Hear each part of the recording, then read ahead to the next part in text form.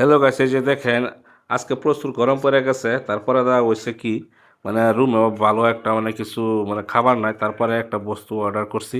কি বস্তুটা অর্ডার করছি খাবার, এটা সাথেই থাকেন দেখায়াম। এই যে অর্ডারটা আয়া হচ্ছে এখন, এই যে দেখাম 1 2 3।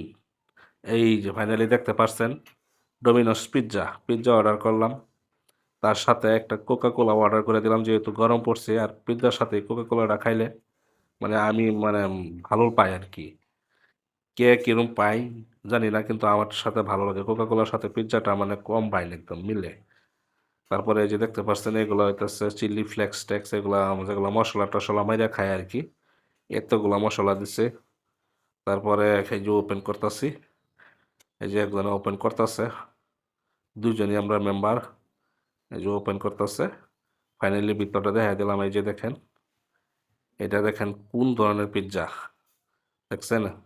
বিসমিল্লাহ করে শুরু করে দিলাম। এই দেখেন, এটা চিজ বাস্ট। আমি দুইটাই খাই, চিজ বাস্ট খাই আর নাইলে ভলকানো। তো সবার বেলেগ বেলেগ রুচি থাকে। কার কোনটা পছন্দ একটু কমেন্টে বলবেন। এই যে দেখতেছেন, খাওয়াতাছি পুরাই ক্ষুধা পেয়ে গেছে। এই যে এটা আপনার সেকেন্ড এয়ার পার্ট আর কি।